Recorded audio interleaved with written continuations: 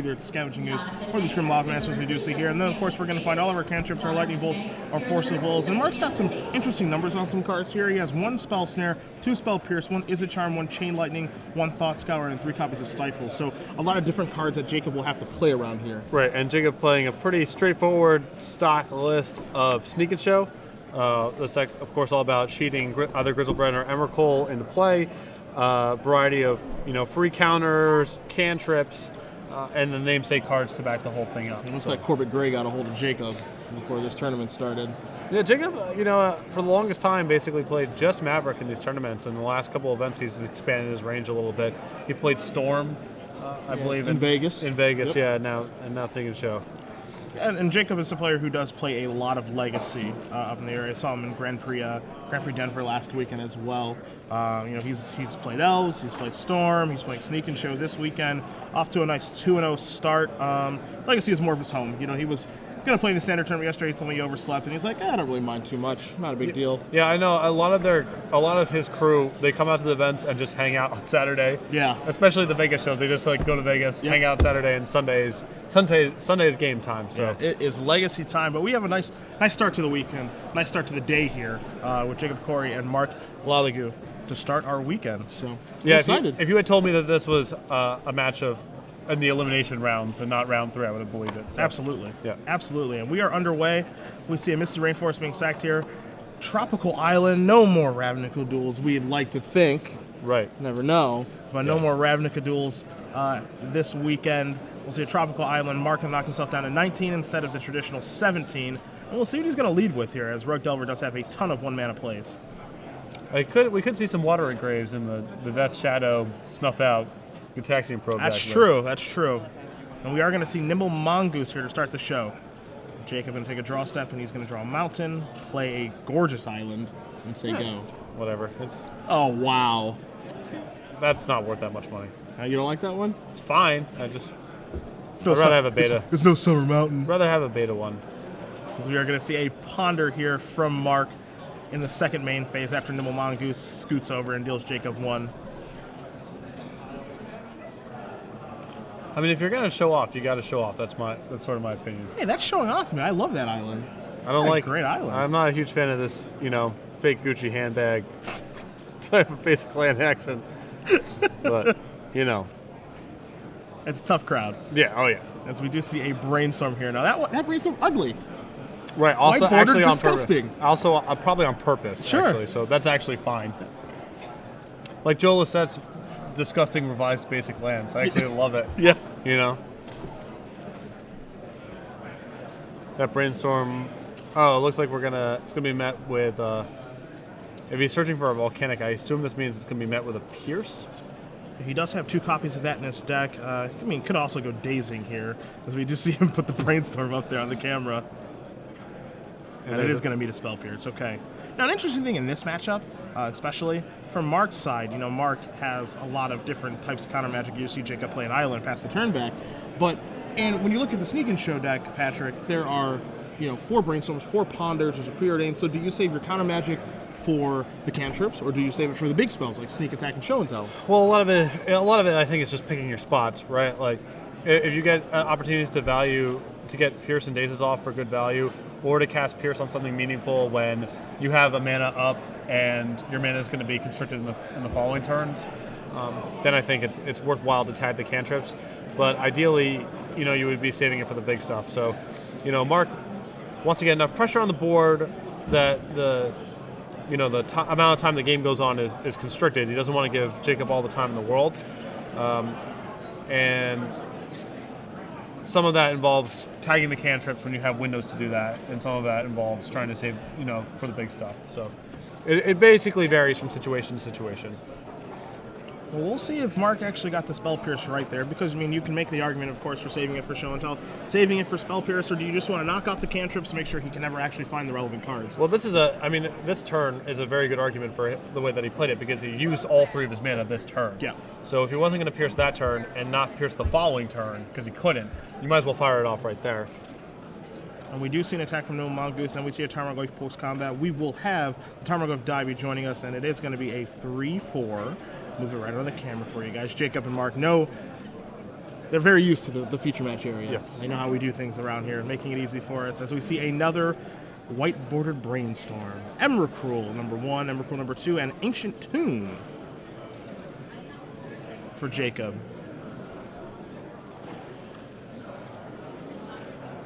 And two of the big boys are going to go back, it looks like. No, we're keeping one.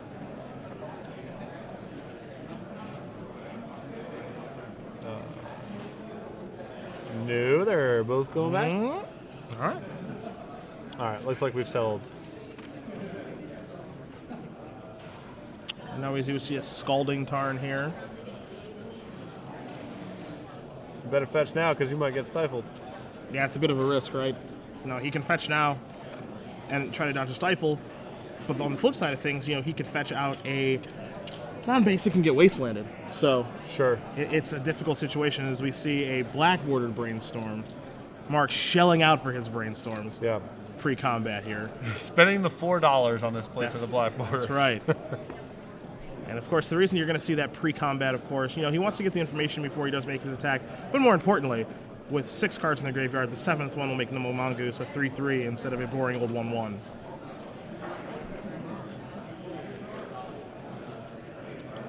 So we do see Brainstorm resolve here. Marc puts some cards back.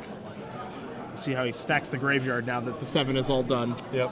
And now it's time to get on in with the Tarmogoyf and the Nimble Mongoose. Looks like it's going to be an attack for 6, knocking Jacob down to 12. Taking a look at Marc's hand, we do see a Spell Snare. Looks like we also see a Stifle as well. And Patrick, this is the point that you brought up, is you see Marc reaching. And there it is.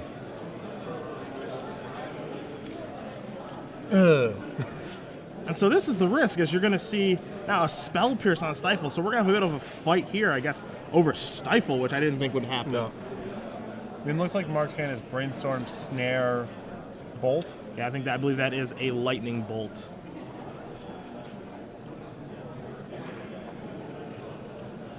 So the question here is if he's going to go digging with that Brainstorm, I guess? Because he can find Daze here to back it up. Yep. And if you're gonna fight, I suppose it's worth fighting all the way. But we're just gonna let the Spell Pierce and the Stifle happen.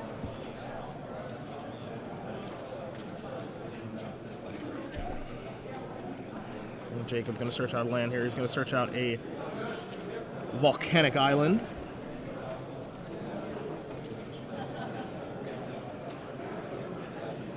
And we're going to see, it looks like if Jacob has,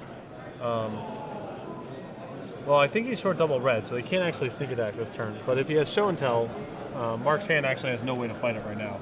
Yeah, sneak attack plus activation right now is looking a little bit dubious. Now keep in mind that this deck does play 4 Lotus Petals, so he can do it all in one turn, and he can be setting it up very slowly as it looks as though Marc's shields are down, and it's not incredibly difficult for Jacob's deck due to Ancient Tomb Insidia Traders to play around Daze type effects. The big question here is there a Force of Will looming, as we do see a Mountain here from Jacob.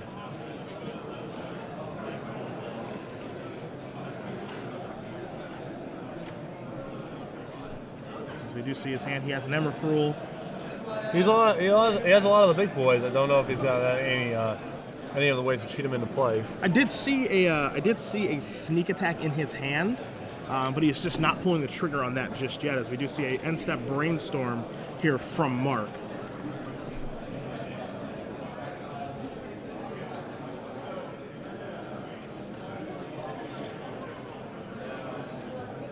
So you said you thought you saw sneak attack in hand? He does have sneak attack in hand, yes. I mean, the reason that he's probably not casting it, again, is just simply because of the fear of Daze.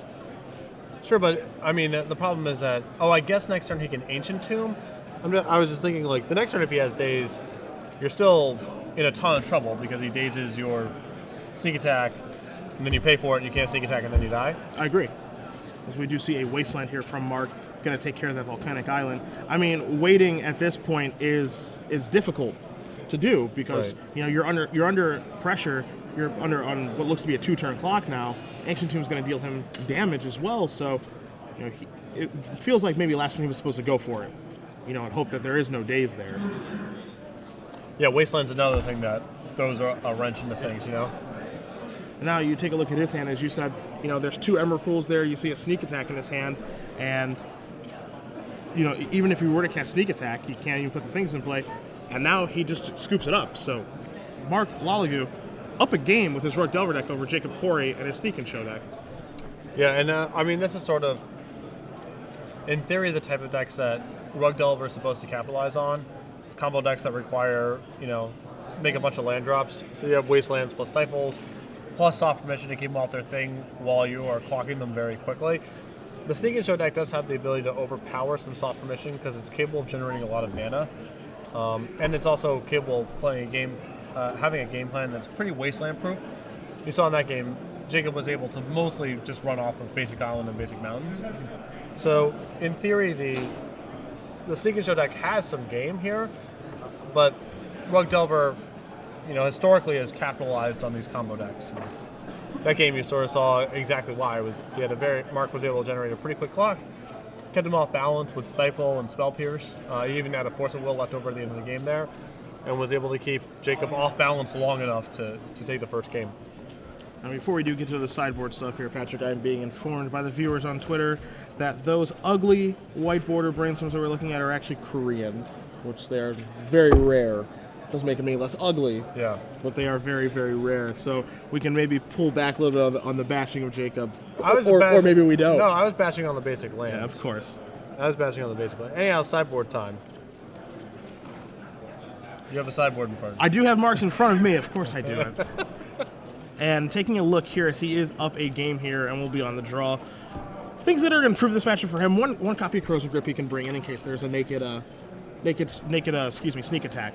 You know, and it looked like that's kind of what Jacob could have gone for that game, just playing sneak attack and saying go, so he can move that in. There's also a Vendilion Click that he's likely going to board in as well, obviously playing against a combo deck when Vendilion Click is at its best. 2 copies of Pyroblast to fight over Show and Tell, fight over opposing counter magic, and as we saw Marc counter a a Brainstorm that game, you know, if that's the plan he wants to incorporate, he can do that with Pyroblast again. 1 more Spell Pierce, and he has an additional Grim Lavamancer sideboard, but that's not going to be joining us. So it looks like we're going to see 2, 3, 4, potentially 5 cards coming from Marc. And on Jacob's side of the table here, he has 2 copies of Red Elemental Blast, which seem good against just another anti-blue disruption card. He has 3 copies of Blood Moon, which I'm really curious about. Blood Moon's kind of weird here because, yes, you know, Marc's deck is all basic mountains, is all non-basics. So in theory, you can lock it out with Blood Moon, but the Rug Delver game plan is very much like play a guy, now keep you off balance with Soft Permission. And it's not sure, you know, certainly a turn 2 Blood Moon can be really good, but assuming you're casting it on turn 3 or on turn 4 to play around days, the Rug deck might have already accomplished everything it needs to do, and Blood Moon doesn't need to cast any more spells for the remainder of the game, because the only thing it's trying to do from there on is just force a will your last meaningful card. So Blood Moon seems okay in the abstract. You look at Marc's deck list and you see all non-basics, and you're like, yeah, Blood Moon, of course. But I'm actually not sold it's going to be good here. I think on the play, it's much more likely to be better than on the draw. I agree with that. But I don't know if it's even 100% to come in here. Yeah, I mean, it's interesting because it can't be played on turn 1 on the play with a 2-mana land and a Lotus Petal. But I mean, I agree with you. There's an opportunity cost with it. Whereas if you don't play it on that, first or second turn of the game, and it's one of your draws in the later stages of the game, very, very bad. Yeah. Almost does basically a blank card, not really going to have the effect that you want it to. So there's definitely a risk associated with it. And I personally don't feel that he needs to take those lengths to go about winning this matchup. Right. No, I mean, again, it's also, and I notice this all the time when I'm watching decks like Sneak and Show play, is the deck is all engine. I mean, there's not that much room to be cutting out pieces to bring in these like disruption cards. I feel like the deck is ideally bringing in 2 cards against every opponent, or 3 cards against every opponent. It can't afford to really bring in 8 or 10 cards because what are you gonna cut? No. You have your engine and your cantrips and your disruption. That's the whole deck. Yeah. And you need all those pieces. So I think it's a struggle to even side out 5 cards to begin with, and be able to keep the integrity of your deck. Yeah, it's pretty tough, right? Because you can't shave the guys. You know, you need your 4 Bristol Brands and your 4 Emerald Pools to make sure that you always have one when it's show and tell time. You can't really shave show and tell, you can't really shave sneak attack, and then, you know, your brainstorm, your ponder, your cantripping type effects, and your force wills for protection. There aren't a lot of the cards that you can really sideboard out here. Yeah, I mean, the closest thing this deck has to something I would describe as a flex slot is Spell Pierce, and Spell Pierce is very good here. Yeah. So I don't know where you're even supposed to sideboard. Well, we'll see if Jacob has a better idea than we do as we start and gear up here for game 2. Jacob going to lead out there with a mountain, and we're going to see Sensei's Divining Top. Yeah, not a card you see very often in Sneak and Show. Jacob has 1 copy. Yeah, not a ton of those in there, but as you said, just the 1 copy. It looks like it's replacing like an additional preordained type effect. Yeah. A slower one, but a little bit more resilient. So we'll see exactly how this is going to pay off, and we're actually going to see that Marc does care about that quite a bit. So we see a Force of Will here. Yep. Not pretty hard to play a 1-mana spell in this deck that your opponent cares enough about to force. So Jacob's got to be pretty happy about that. And of Force of Will removing a Ponder, bringing Marc down to 19. We see a Tropical Island. We see Delver's Secret. So again, Marc being able to start the game off with a clock. Yep. You know, that's the key in these matchups. You know, if he's pondering and brainstorming, looking for the creature, or even if it's Tarmogoyf when he's on the draw, it might be a little bit too slow. But having a Delver's Secrets and a real Mongoose on turn 1, as we saw last game, and on this one, pretty key to success. Yes. No, he can't, even though he's got some counters in this deck with some soft disruption, he can't fend off Jacob forever. He's got to get established on the board very quickly, and doing that maximizes the power of cards like Daze and Spell Pierce. So we do see Jacob search out an island right away. Searching out an island right away, 1 for Stifle, as we saw last game, and 2 for Wasteland. Yeah. Just want to get a non-basic here and get his land blown up, as we also saw last game. We do see that Delver does not flip for Marc. You know, no brainstorm shenanigans on his upkeep either with the Delver trigger on the stack, so just in for 1. And now we see Misty Rainforest being sacrificed. We'll see what he's going to get. Probably a Volcanic. Make sure that he has all of his colors here. And this probably represents that Tarmogoyf is coming down.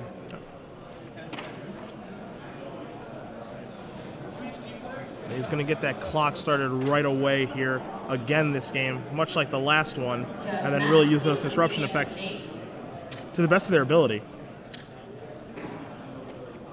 And there it is. And we do have a 3-4 again. We'll see what Jacob can muster here as he's going to take a draw step very slowly, and it is Gristlebrand. So he has show and tell in hand, yeah, along with his Gristlebrand here. So, and to me, this almost seems like it's almost. I feel like he has to go for it here, especially with Marc using the Force of Will and the Sensei's Divining Top on turn 1.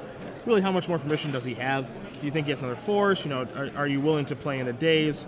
I think just going for it here is reasonable. Yep. And he has a sneak attack in hand also, so he can afford to just test the waters here. And we do see show and tell here from Jacob. He has the Force Will in his hand, not a blue card to back things up. He's got another Gristlebrand and a sneak attack. Another reason to kind of go for it here is, like, right now all he has to worry about is he has to worry about Force of Will in either scenario. Playing it this way, if Spell Pierce is the card in Marc's hand, that doesn't matter. Yeah. If he allows Marc to untap, now there's another set of cards he has to play around. So Jacob here, it looks like the sneak attack, or excuse me, the show and tell is resolving, and the Gristlebrand coming into play. He was considering sneak attack there for a moment, but just put Gristlebrand into play, and we've seen this a few months ago prior where Gristlebrand in play was pretty much game over more consistently because of Reanimator decks. But now, Gristlebrand in play against Rug, very difficult card for them to beat, and you see Marc pick-packing it up right away. Another notch in Gristlebrand's belt. Yeah, not the first, won't be the last. Yeah. So you see Jacob shrug his shoulders. It's just show and tell Gristlebrand. No big deal. Easy. Yeah, easy like Sunday morning. That's right. Now, the big question there, and you know, we see that game go 3 turns. It seems like, okay, like what really happened that game? Marc played, you know, Delver's Secrets. He played Tarmogoyf, and then he died. That Force of Will on turn 1. Yep. You know, he had a permission effect, and he chose to use it on the Sensei's Divining Top. And then as soon as Jacob cast show and tell, Marc just died. Yeah, I guess from when Marc was willing to Force of Will the Sensei's Divining Top, to me that signaled that he had a relatively slow hand, because he has to be, if he's worried about Jacob, you know, using the top multiple times and shuffling and all that kind of stuff, it probably means his clock isn't that sufficient. When he let off with Delver and Tarmogoyf, I was a little surprised. Sure. Because I assumed the Force of Will just represented a slow draw, and he had, about the fastest clock his deck could really ask for. So I am willing to bet a lot of money that Marc's much better playing Rug Delver than I am. But I was surprised that he curved out the way that he did after Force of Will in the top on turn 1. I think if you're Jacob too, there's a couple things that do run through your mind there. But overall, you see how that game played out. I played Sensei's Divine Top on turn 1. He Force Willed it, and then I played Show and Tell on turn 3. It resolved, and then I just flat won. If Sensei's Divine Top is going to draw out a counterspell every time, I'm pretty happy about that. Yeah, no, you can't. Certainly, if that was a preordained or a ponder, that wouldn't have been enough to Force Will, Yeah. So you got to be happy with that singleton that game. Another reason that Marc may want him to force there is just because, well, it puts an artifact. If he's on the fence about it, it puts an artifact in the graveyard for Tarmogoyf, which can't really happen any other way. So it's adding to the clock in a way that doesn't just happen through instants and sorceries. Sure. But again, I was not expecting Marc to go Delver Goyf after he forced a little at the top. And there's also another line of thought there too, very quickly, and I don't want to harp on this point too much. But when you see, if I'm Jacob, I play Sensei Divine Top, and Marc forces it right away. Gives it some thought, force wills it, plays one drop, and then plays a Tarmogoyf. If he's willing to force will that, it's almost just like, man, he probably has like another counterspell, right? Like if he's just willing to throw away a force and a blue card on that, like a ponder, he probably has maybe another force or a daze or something. Yeah. If he's so willing to just counter that and then play 2 guys, tap out and say go. So maybe, Marc did that to basically represent, hey, I've got a pretty strong hand here, you might want to slow down a little bit, and Jacob just said, yeah, well, I'm casting this, so I'm just going to bully you over, and if you have it, you have it. Right. And then it ends up that he didn't have it, and then he just died. So, there's a little bit of game inside the gamesmanship there of that play. It's not as simple as just saying he forced a will Sensei's Divine Top, and then he lost because of that. No, it's certainly not. And, the top's a huge risk there. It allows Jacob to sculpt a hand that can potentially go off through a Force of Will or through soft disruption, So it's not as simple as you have to save your Force of Will for sneak attack or show and tell, because if top is allowing him to, find pieces that he's missing, make all of his land drops, whatever the case, it's not. That top can also lead to you dying. Yeah. It's not, It's kind of a damned if you do, damned if you don't situation is what it feels like. And you kind of get that a lot when you're playing against this deck, again, because if you let those brainstorms and those preordains and those ponders resolve, then they're just, as you said, sculpting a hand to get ready for the big moment where they are casting sneak attack or show and tell, and it's like, what cards are you supposed to fight over? And I think that's kind of what makes this deck a little bit difficult to play against. Yeah, no, I mean, I've definitely seen this deck play games where, it's cast Brainstorm and the opponent didn't force it, and because the Brainstorm resolved, now the force doesn't matter because they found, Pierce plus a missing piece. Yeah. And then, so the cantrips are more than just, they're not just one-for-ones here, you know what I mean? They're helping him ignore whatever reaction you can have to sneak attack or show and tell. Yeah. So it's very hard to know what you're supposed to fight over, which is why I generally default towards what's my mana situation like, like pierce the first good thing that you can pierce, if your mana is going to be tied up in other things. Sure, if you think your mana is going to be tied up down the road, that's turns, as we saw in game 1. Right. Well, both players are going to lay out their opening 7 cards here. Marc, Lalague on the left, Jacob, Kory on the right. In game 3 here, Marc is going to be able to play with his Rug Delver deck. We'll see how things break here.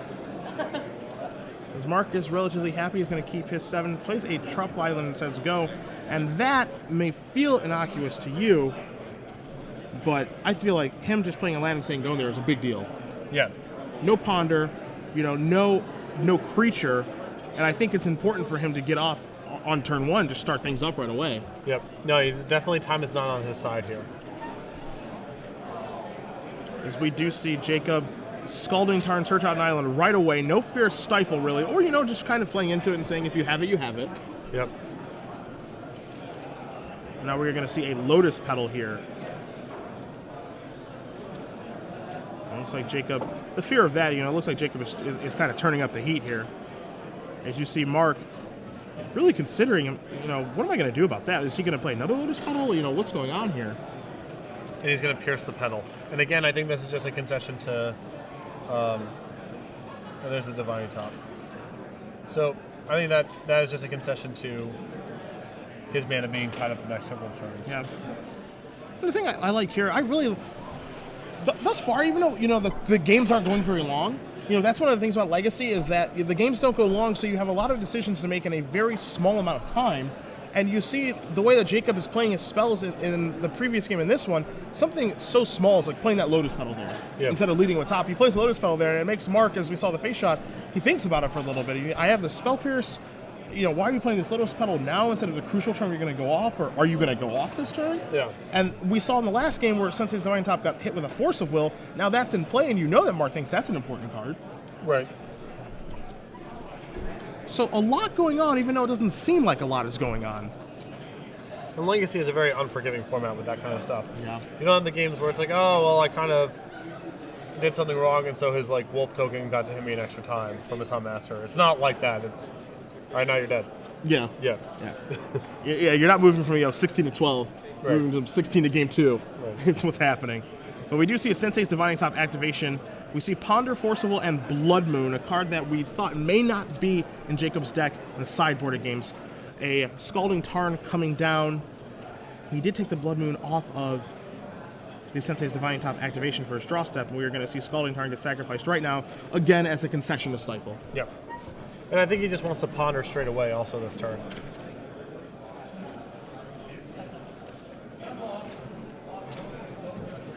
Finds another basic island. One of the nice things about Sneak and Show, it's definitely pretty durable against Wasteland.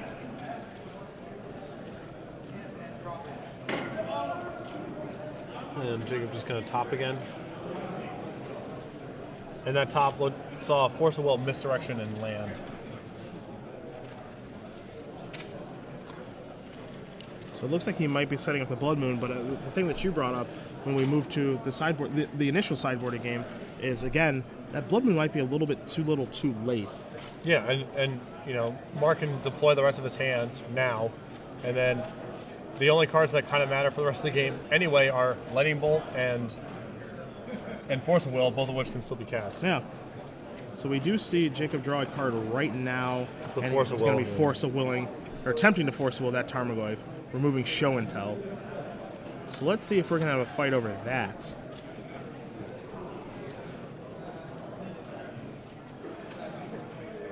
And Marc says, okay, that's fine. As Marc only has a couple cards left in his hand, one of which is Nibble Mongoose. Tarmogoyf going to move up to that 4-5 range now. And Marc is just going to pass the turn back. I think that was a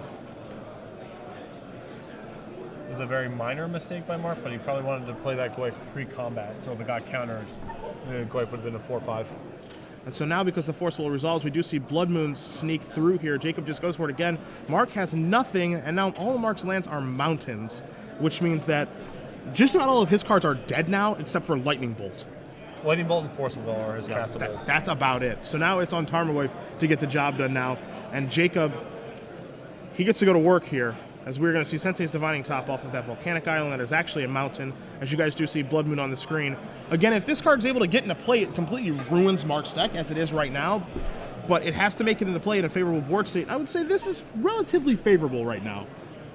Yeah, no, I mean, you have to be pretty happy landing it where it's at.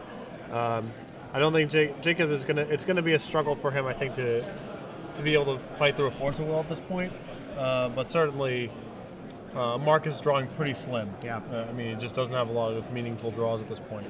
I guess he also has, his Pyroblast is still meaningful too. Okay, that's true actually. He does have 2 copies of those in his sideboard. You could likely expect the Grim Lavamancer that he had in his main deck to be sideboarded out, so I don't think we're going to see that, as Jacob does draw an Emrakul off of his Ponder. And you see Tarmogoyf moving up to a 5-6 now. And that's a little bit scary as well, because that's a 2-turn clock now. Yep. And you do see a Lightning Bolt here in Marc's hand. Going to resolve that on the end step. Draws a card. Tarmogoyf coming across, putting Jacob to 2, and he's got to have it right now, whatever it's going to be. You see he does draw a Gristlebrand for the turn. He has Misdirection, Sneak Attack, can't cast anything. He's going to top. Draw a card. It's going to have to be show and tell. It's Ponder. You see him hit Sense of Divine Top, Ancient Tomb, Misty Rainforest. He's going to have to take a shuffle, but I'm not sure what gets him out of this situation now. Yeah, I don't think he has any creature removal, and he certainly, I mean, he can't, you know, he can't show and tell from here now with no show and tell to be found. That's it. Yep. And that's it. Winner, winner. And this is the issue with Blood Moon that we brought up, but winner, winner goes to Marc Lalague with his Rug Delver deck over Jacob, Kory, and Sneak and Show. Jacob able to get Blood Moon into play, shut off all of Mark's lands, but again, not able to get Blood Moon into play in time. Right, and yeah, as we talked about during the sideboarding, it's, you know, the Rug Delver deck is so efficient about deploying its threats early on and then defending itself or keeping its opponent off balance, you know, turns 3, 4, 5, and beyond. Yep. With the soft permission and with Wasteland and what have you. And that was pretty much my, you know, my nightmare scenario with Blood Moon there. If I'm in, you know, Jacob's scenario of like, yeah, I got into play, but it took some time, and I was already on the back foot, and I put in Blood Moon into my deck and probably cut some cantrips or something along those lines to make room, and it worked. I mean, Mark didn't cast any spells for me and gave me some lightning bolt, but the damage was already done in the initial turns, and Mark really didn't need to cast anything else to close it out. Yeah, he was ahead on the board, and you know, Jacob, by having that card in your deck, as you said, you're taking something out to put that card in. Right. You know, maybe you're removing a little bit of consistency from your deck, maybe you're removing some number of show and tells or sneak attacks, you're removing something, and having your sideboarded card, it's got to be frustrating for him to draw one of the sideboard cards, put it into play, and then still lose. Yeah, I mean, that's the tough part. But that's the epiphany moment, right? Of like, yeah, I got my sideboard card into play in a spot where it was good in the abstract. Yep. Like my opponent had nothing but non-basic lands in play, could not cast anything, but it still wasn't good in terms of the way the game got sculpted out. The damage was already done, and it just wasn't meaningful, you know. And obviously that's important, that epiphany moment that you talked about. You know, that's when you're building a sideboard for you guys at home. You know, when you're building a sideboard and you see that, that's the kind of moment that I'm sure Jacob will realize as well.